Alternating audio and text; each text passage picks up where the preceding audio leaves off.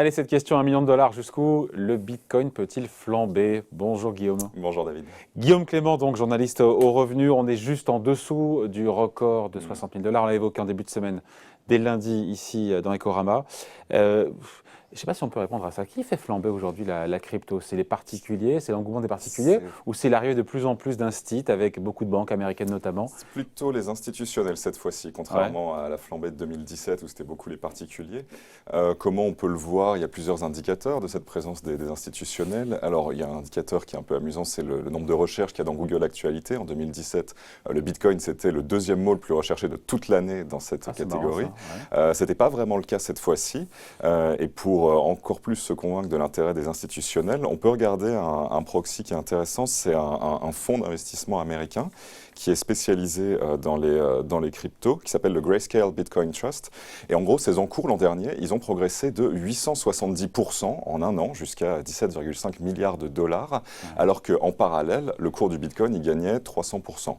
Et qui souscrit des parts de ce fonds? Ce sont principalement des hedge funds, des fonds de pension et d'autres institutionnels. Ouais, et avec beaucoup de grandes banques, de plus en plus, semaine après semaine, on voit, là c'est Goldman Sachs qui il y a quelques jours qu'il a annoncé, JP Morgan s'est déjà fait, Fidelity ça datait aussi depuis quelques mois, BlackRock et d'autres en Europe, qui cherchent à avoir un petit peu, Guillaume, leur part du gâteau, et qui nous disent vouloir lancer des produits estampillés Bitcoin.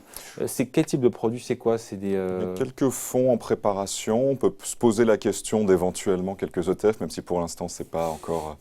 D'autres articles, j'en ai vu un. Il y en a un qui existe déjà, mais qui n'est pas fait par une grande banque, qui est fait par une société de gestion qui est au Canada. La société de gestion qui s'appelle Purpose Invest. C'est un ETF sur le Bitcoin. Oui, premier ETF autorisé. Et du côté des banques, en fait, outre les éventuels produits financiers, il y en a beaucoup qui réfléchissent aussi à faire des services de conservation pour leurs clients, c'est-à-dire pouvoir garder leur Bitcoin à la banque sans plutôt le perdre, sans garder le mot de passe. Par exemple. C'est un peu la course à l'échalote, Guillaume, quand on voit les prévisions des uns et des autres. On parle des banques, notamment américaines, mais pas seulement, qui sont comme des gens sérieux. Citibank nous parle, j'ai lu ça dans votre article, $300 000 le baril, mais qu'est-ce qui leur prend chez Citibank? Plus de 300 000 le Bitcoin, écoutez, ils se basent sur plein de prédictions en termes de développement des usages, d'engouement de la spéculation. Effectivement, c'est un peu le Far West. On a par exemple JP Morgan qui table plus sur quasiment $150 000 d'ici la fin de l'année. Oui, en passant par 25 000 En passant éventuellement par 25 000, un crash avant. Voilà, donc en gros, hyper volatilité. Le truc perd plus de 50% pour après faire pour le coup fois 6 ou fois 7. Et on en a d'autres qui sont un peu plus mesurés comme prédiction. Par exemple, Manuel Valente de CoinHouse, l'ex-maison du Bitcoin en France, qui lui le voit bien osciller entre 70 000 et 90 000 $ d'ici 2024 en se basant sur un peu les tendances graphiques de long terme et la survenance des halvings, c'est-à-dire la division du nombre de Bitcoin. Des halvings, c'est la division par deux. Les halvings ou les halvings qui est coupé en deux, qui en fait c'est le nombre de Bitcoin émis lorsque chaque transaction Bitcoin est réalisée et divisé par 2 tous les 4 ans, c'est prévu dans l'algorithme. Donc aujourd'hui, par exemple, vous avez un super ordinateur, vous voulez miner du Bitcoin pour valider des transactions, votre récompense, ce sera 6 Bitcoins par bloc, alors qu'il y a encore un an, c'était 12 Bitcoins. Ça peut contribuer à un effet raréfaction de l'actif et donc peut-être contribuer à soutenir les cours. Est-ce qu'il y a, mais un juste prix pour le Bitcoin? Ou c'est un concept qu'il ne faut pas appliquer à la crypto? Le débat est vraiment ouvert, que ce soit en plus, il y a vraiment des prédictions. Est-ce qu'il y a une valeur intrinsèque au Bitcoin?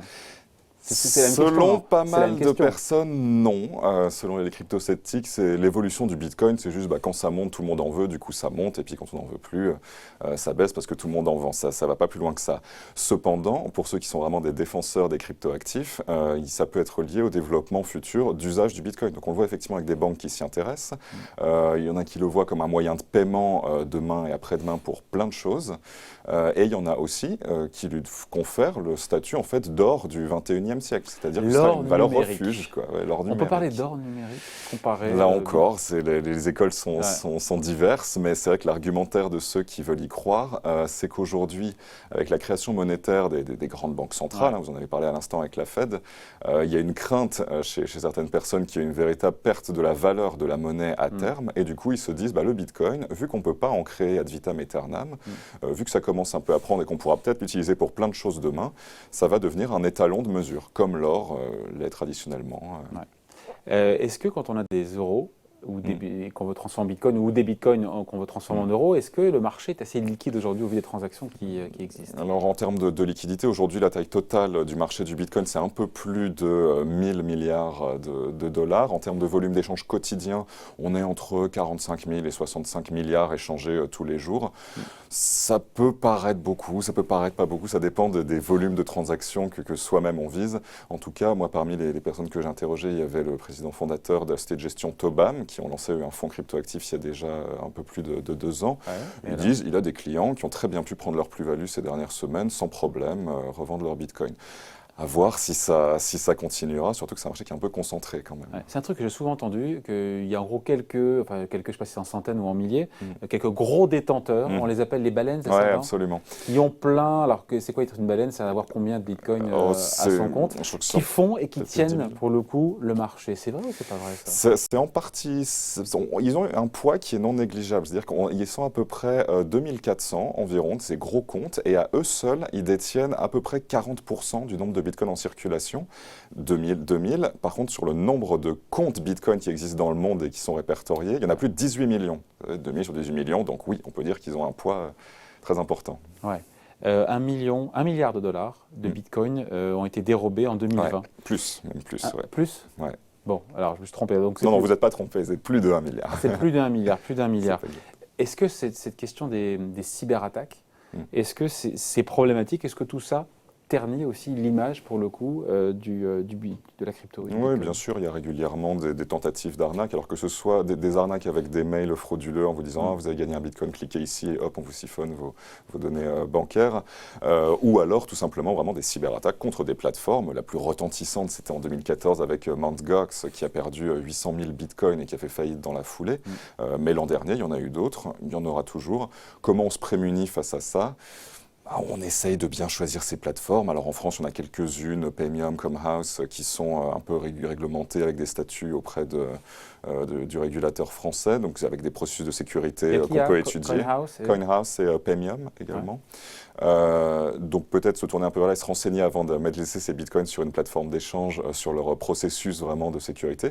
Ou sinon, on peut tout simplement les télécharger soi-même sur un type de ledger wallet, ça peut être une genre de clé USB disque dur externe, crypté, et là on le cache sous son matelas, dans son coffre. Sous sa paillasse. En se rappelant du code.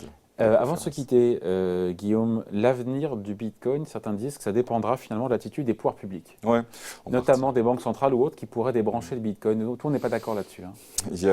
Pour l'instant, en tout cas, c'est des exemples très disparates. Là encore, par exemple, l'Inde, très récemment, a dit qu'elle réfléchissait à interdire complètement la détention de Bitcoin à ses citoyens. De l'autre côté, en Europe, on a une directive qui est en cours, une législation qui est en cours de préparation pour cette année, directive MiCA, pour plutôt encadrer l'activité. Donc pas l'interdire, mais encadrer un peu quel prestataire peut proposer cela, à quelles conditions on peut émettre ses propres bitcoins pour un projet, les stablecoins aussi, donc ça c'est les bitcoins qui sont, enfin les crypto-monnaies qui sont adossées à une devise réelle. C'est le projet de Facebook, ça. C'est le projet de Facebook, c'est le Diem, et c'est aujourd'hui Casino et Société Générale, entre autres, qui prévoient aussi de lancer la leur très prochainement. Ça s'appelle le Lug, en référence à un dieu gaulois. Et ce serait utilisé, si j'ai bien compris, dans un premier temps pour un peu un mécanisme de carte de fidélité et à terme, potentiellement, un moyen de payer en magasin dans les enseignes du groupe Casino. Ouais. En 15 secondes, les facteurs qui peuvent influencer le cours du Bitcoin là, dans les prochains mois, prochains trimestres, on sait L'adoption, je dirais la bonne publicité, s'il y a de plus en plus de monde qui s'y met avec comme des expériences réussies, PayPal, Visa qui s'y intéressent également. Après, on ne peut pas se refier par exemple à l'évolution des autres classes d'actifs, puisque c'est un actif qui est plutôt décorrélé. Alors ça ne veut pas dire qu'il évolue pas dans le même sens. Ce qui est une bonne chose a priori, qui peut être un actif de diversification. Le problème c'est qu'on ne sait pas trop comment il réagit. Il y a, par exemple en mars 2020, il a plongé en même temps que les bourses mondiales. Ça ne veut pas dire qu'il ne va pas faire la même chose, ça veut dire juste que ce n'est pas systématique en fait. Alors, on regarde la couverture de cette semaine du revenu. Évidemment, il y a cette enquête, c'est pour ça que vous êtes là, jusqu'où va flamber Bitcoin. Sinon, qu'est-ce qu'on retrouve en quelques mots? On retrouve les champions des relations actionnaires, un papier sur la conjoncture aux États-Unis, une interview également de Technip. Voilà, à lire tranquillement ce week-end dans le revenu. Merci beaucoup Guillaume Clément. Merci à vous. Bye.